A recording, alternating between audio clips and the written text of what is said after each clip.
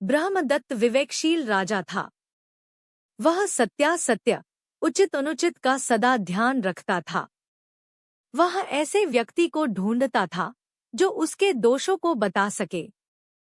प्रशंसा करने वाले तो सभी थे, दोष बताने वाला कोई नहीं मिलता था।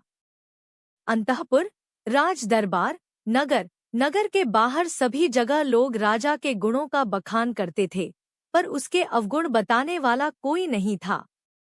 राजा ने सोचा कि जनपद में कोई ऐसा व्यक्ति मिल जाए जो उसके दोष बता सके।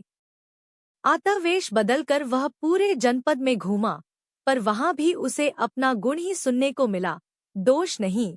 फिर वह घूमता हुआ हिमालय प्रदेश पहुंचा।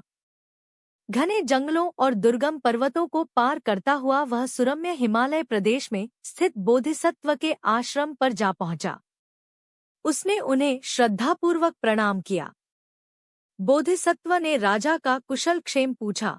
फिर आश्रम में राजा एक ओर चुपचाप बैठ गया।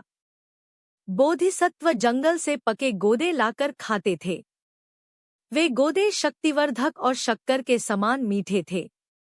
उन्होंने राजा को संबोधित कर कहा, महापुण्य, ये गोदे खाकर पानी पियो। राजा ने गोदे खाए और पानी पिया। उसे गोदे बड़े मधुर और स्वादिष्ट लगे। उसने बोधिसत्व से पूछा, भंते क्या बात है? ये गोदे बड़े मीठे और स्वादिष्ट है। महापुण्य, राजा निश्चय ही धर्मानुसार और न्यायपूर्वक राज करता है, उसी से ये इतने मीठे हैं।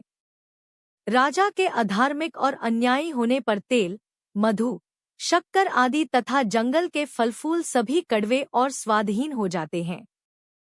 केवल यही नहीं, सारा राष्ट्र ओजरहित हो जाता है, दूषित हो जाता है।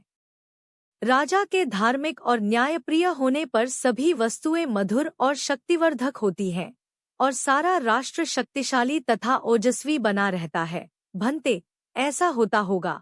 यह कहकर राजा अपना परिचय दिए बिना ही बोधिसत्व को प्रणाम कर अपनी राजधानी लौट आया।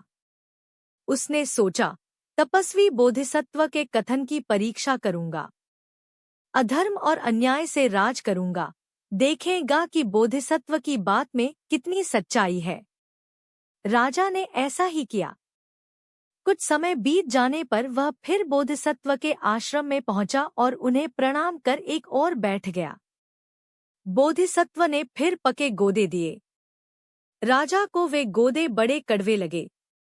राजा ने गोदे थूक दिए और कहा, भंते, ये बड़े कड़वे हैं। महापुण्य, राजा अवश्य अधार्मिक और अन्यायी होगा। राजा के अधार्मिक और अन्यायी होने पर जंगल के फलफूल तथा सभी वस्तुएं नीरस और कड़वी हो जाती हैं, स्वादरहित हो जाती हैं। यही नहीं, सारा राष्ट्र ओजरहित हो जाता है। राजा के और जिज्ञासा करने पर बोधिसत्व ने कहा, गायों के नदी तैरते समय बैल, नेता यदि टेढ़ा जाता है तो नेता के टेढ़े जाने के कारण सभी गायें टेढ़ी जाती हैं और मार्ग से भटक जाती हैं। इसी प्रकार मनुष्यों में भी जो श्रेष्ठ होता है वह नेता माना जाता है। यदि वह टेढ़े मार्ग से जाता है, अधर्म करता है, तो सारी प्रजा कुमार्ग पर चलती है और अधर्म करने लगती है। राजा ही नेता होता है। राजा के धर्म विमुख होने पर सारा राज्य दुहक को प्राप्त होता है। गायों के नदी पार करते समय यदि बैल, नेता सीधा जाता है तो नेता के सीधा जाने के कारण सभी गाय सीधी जाती हैं और नदी पार कर जाती हैं। इसी प्रकार मनुष्यों में जो श्रेष्ठ माना जाता है वही नेता माना जाता है। यदि वह धर्म का अनुसरण करता है तो शेष प्रजा भी धर्म का मार्ग अपनाती है। राजा के धार्मिक होने पर सारा राष्ट्र सुख को प्राप्त करता है। बोधिसत्व से यह शिक्षा प्राप्त कर राजा ने अपना राजा होना प्रकट किया और विनयपूर्वक बोला, भंते, मैंने ही पहले गोदों को मीठा कर फिर कड़वा किया। अब फिर उन्हें मीठा करूंगा और कभी उन्हें कड़वा नहीं होने दूंगा। यही मेरा संकल्प और व्रत है। बोधिसत्व को प्रणाम कर वह राजधानी लौट आया। वह धर्म और न्यायपूर्वक राज्य करने लगा। उसका राज्य फिर धन धान्य से भर गया।